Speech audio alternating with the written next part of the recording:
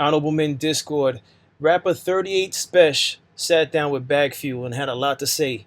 Let's talk about it. How you see yourself is how you perceived. I see a man strong, gifted, head strapping, never down on his knees, begging. Gotta make a way, even in my darkest hour. Say the odds against me was new. I would never cower.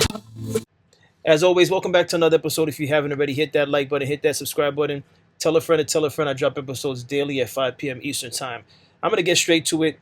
Where did all this start? This all started with the song that 38 Spesh was featured on alongside Jadakiss. And he went public and said that he had the better verse. Now, whether he had the better verse or not, that's objective. I'll let you guys tell me in the comment section. I'll be honest, I haven't heard the record, but I know of 38 Spesh, and I've listened to other songs that he's had with other artists like Graf, especially when he's done songs with Benny the Butcher. But he definitely did a good song that I liked with Graf, and it has something to do with a revolver. I saw the video, and I like what the guy has bars. The guy can rap. So I'm here to start off this episode saying the guy can rap. Is it the type of rap that I think the casual rap fan would like? Probably not. But someone like myself who grew up listening to rap since the 80s, going into the 90s, into the early 2000s, up until now, I could appreciate 38 Spesh. The guy can rap. You're not going to sit here and say he can't rap. And if you don't think he can rap, I'd like to see you in the comments. We'll talk about that. But I don't want to sidetrack on that. So he was featured on a song with Jadakiss. He believes he had the better verse, and he said it publicly. And then I guess there was some back and forth. He kept jabbing because I guess people were coming at him about saying that he had the better verse than Jadakiss, to the point where in this interview, he mentioned the fact that he had reached out to Jadakiss and Jadakiss declined. He was trying to pay Jadakiss, I guess, to do a song with him, and Jadakiss turned it down. And then, if you are unaware, on Joe and Jada's show, Fat Joe previewed a record featuring Jadakiss and featuring Stove God Cooks, right? And within Jadakiss's verse, Jadakiss had like maybe a one-liner going at 38 Spesh for this whole back and forth, and 38 Spesh saying he had the better verse. So Jadakiss, I'm just paraphrasing, basically said, what is this about? Is this about you need help? What exactly is this about? What is this all about? In which now, when Jadakiss released that song, the song to me sounds fairly good. I like Stove God Cooks, and I like, first of all, I like the chorus. I like what he did. He did a spin on, I think, Erykah Badu. One of Erykah Badu's songs, Stove God Cooks flipped it. And then Jadakiss had the second verse. Fat Joe opened the song. Now, because they premiered that on the Joe and Jada podcast, I guess 38 Spesh had enough, and he decided to sit down with Bag Fuel. So that's what I have right here. I have a clip from it. I'm not going to play the entire Bag Fuel interview because that's their interview, and I think you should go to Bag Fuel's page, support them, subscribe to them, and watch that full interview. It was entertaining.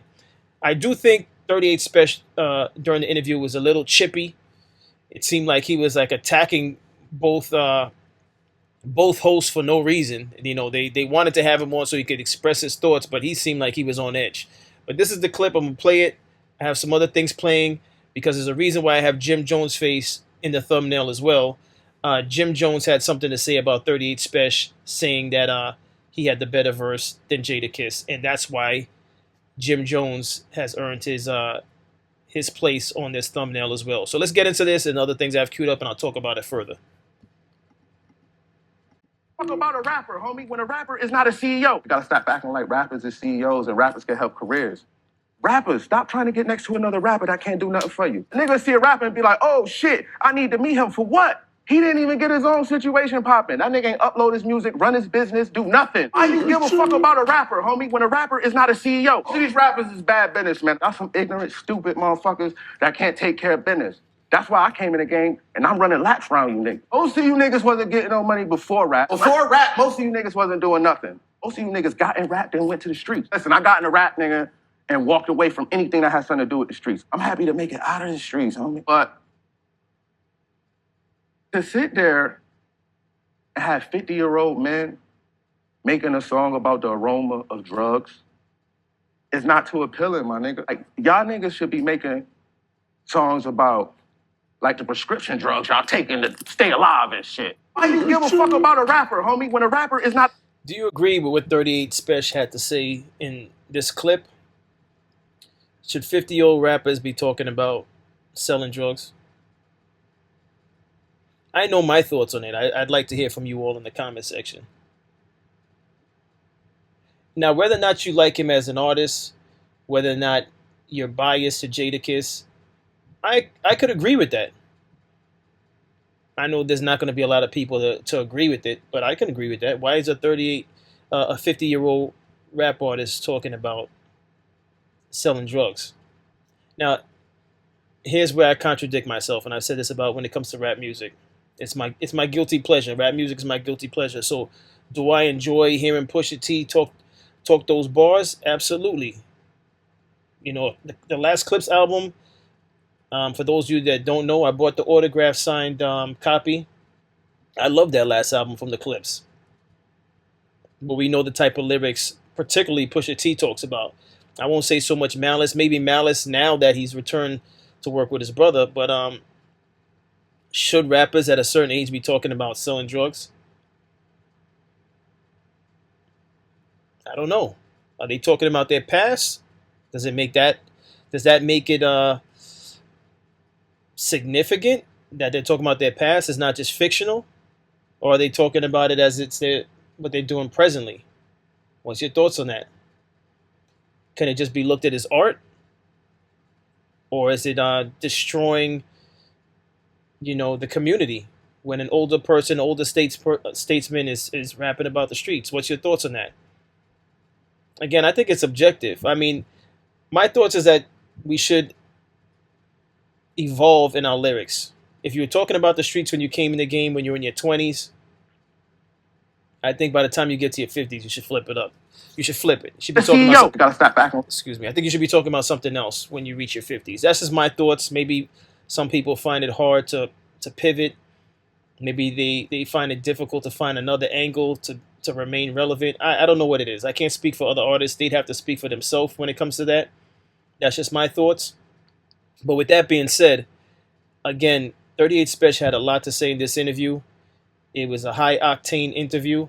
Again, I felt like he was charged. He was charged up, and the hosts were catching it for no reason. They allowed him to speak. They didn't cut him off, and he was just charged up. So this is what Jim Jones had to say about 38 Spesh when he mentioned having the better verse over Jadakiss. Special, he shouldn't I respect what he did. He's in the game. Yeah. Niggas gotta go. Come on, bro. And Jim Jones too, you nigga. I seen that shit you said about. Well, that jumped the gun because I want to actually play my version of him saying that. So that's what Jim Jones had to say, and then 38 Spesh's response. And Jim Jones too, you nigga. I seen that shit you said about me, nigga. Oh, what did Jimmy say? Yeah, sometimes we need to just mind our business and not speak. The man said, first off, he said, he don't think how many shots of 38 hold? First off, don't speak on guns. You don't know how many motherfucking bullets they hold. Oh, he need to come with something. He ain't ready for Jada. Then they said something about... He said you need more bullets. For top 5? You don't think so? But then he said something about my tank top, not wearing a tank top under my hoodie that day. Like, we ain't catch that. But then said, oh, you can't, if your drip ain't right, you really can't battle me, especially if you're not wearing tank tops under your hoodies and shit like that. Bro, we talking about bars, we ain't talking about drip, right? Mm-hmm. And here we go back to these old-ass men talking about the wrong shit. I ain't talking about drip, nigga. We talking about houses and assets. Why is we talking about what a nigga wearing? What another man wearing? Or don't have on a tank top? That's a real question. These niggas are friends. You think that he's gonna go against Jadakiss? I didn't say go against Jada. You know what I'm I saying? didn't say go against Jada. So what was he supposed to do in your mind? Just mind his business. I ain't got nothing to do with it. Why? That's my man. You my man. If somebody say, yo, It's a if difference somebody say between something giving about your, you, I'm not listen, gonna my just let homie, nobody it's a say difference nothing. between giving your opinion and being funny. All right? Bro, I didn't see the piece. You ain't see it, so you ain't see it. Everybody else will agree that was just being funny. You know what I mean? Let me answer. But on some real shit, this is what I got to say about that. Jim, you ain't qualified to speak on this. It's about niggas with balls. It's about niggas that know how to rap with balls. You've never been mentioned in that conversation. Nobody never said Jim Jones smoked everybody on the track. You ain't qualified to speak on this. This is for niggas that really know how to rap, that got balls. And we leave that like that. When you said what you said about Jada. Off my chest. Oh, and Jim Jones. What's your thoughts? Jim Jones doesn't have bars. I think Jim has bars. Is it on the level of Jada Kiss or 38? No, but here's the thing about that. I understand why he's responded to Jim Jones. He just wanted it to be a dialogue, a back and forth with Jada. But in Jim's defense, Jim is now also someone who has a podcast. So he's gonna not to mention he said that on a podcast. He was featured on a podcast. So aside from the fact that he was in an interview and he spoke about it, and I don't know what podcast that was. Maybe the question was asked. So maybe the interviewers asked him the question. So it just placed him in that position where he answered it. But aside from that, he also has his own podcast, as you all know. So it's not beyond him to speak on the current events within hip hop. The Let's Rap About It podcast, that's what it's about. They're going to talk about, especially something like this with 38 Spesh and Jada Kiss. That's going to be a topic to discuss. So it's not out of his realm to speak on 38 Spesh and Jada Kiss. So I don't fault him for that. But again, 38 Spesh clearly is bothered by it, so he responded. But once 38 Spesh said this on Backfuel, this is Jim Jones' response. You're not even allowed to be. I just told my young buck I'm gonna give him a deal if he bites you. You ain't even got enough money to talk to me. You're not even allowed to be talking to me in any type of way like that. I'm gonna spare you. You heard your joke to me, but my young boy ain't gonna spare you. Niggas will walk you down ASAP. Don't get it confused, bro. Tonight we gonna walk on. Matter of fact, tonight we gonna. I told him I'm gonna give him a deal. Niggas will walk you down, bro. ASAP. It's already up. Green light is on your fucking mata. We on you, bro. You shitting me? I just told my young buck I'm gonna. So Jim Jones has decided to employ I guess he's another artist. I guess he's gonna put a song together for 38 Spesh. Either way, I think 38 Spesh could rhyme. I said that at the beginning of this episode, and I'll say it towards the end. 38 Spesh could rhyme. But one thing I do have to point out, ever since seeing that interview with Bagfuel, this is about, and he said it in his own words, this is about independency versus the industry, which is why my thumbnail is called Independent versus Industry. 38 Spesh can rap. We all know Jada Kiss can rap. The question I have for those of you watching this is, had 38 Spesh had an engine behind him, a machine, so I believe he produces also. So he's multi-talented. He's his own man, self-made. Like he said all of that in the interview. He makes his beats. But if he had an engine, meaning a big budget behind him in marketing, do you think he would have the notoriety of Jadakiss? Because the man rhymes, all right? And again, I'm familiar with him way before he even had this sit down with Bagfuel, right? But after watching the Bagfuel interview, I immediately went to iTunes and I played his most recent album on my way to work, which is 8 Shots. It came out this year, 2026. And I listened to the entire album, which let me pause that before I get copyright on that, which I like the entire album, by the way, right? But I have to note, for someone who in the Bagfuel interview was adamant about the pros of being independent, which I'm not saying it's not a pro to be independent. It's a super grind, but if you haven't heard about the history of the industry, you don't really see your money from the album sales. You make your money as an artist from touring and merch. Whereas when you're independent, you're making money from putting together your tours, your merch, and from the sales because you're doing it independent. So you don't really, you're skipping the middleman that's taking all the money from you. But I'm not here to talk about the music business, all right? I'm still talking about 38 Spesh, his album that he dropped, 8 Shots, right? Now, for someone who was promoting independent over industry, I found it interesting and it stuck out right away. So I made sure I put this in the video. His very first song from that album, the 8 Shot album, the very first song is called Free Game, right? And in that song, I'm gonna get right to the verse. He said something that I found interesting, right? Give me a few. I had it queued up, but I lost it when the song played. Oh no, I got the wrong song. See? We're gonna get it. Give me 1 minute because I'm gonna show it to you all.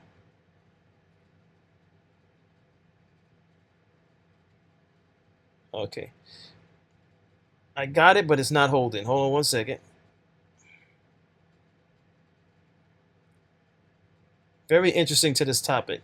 So again, he's advocating for independent.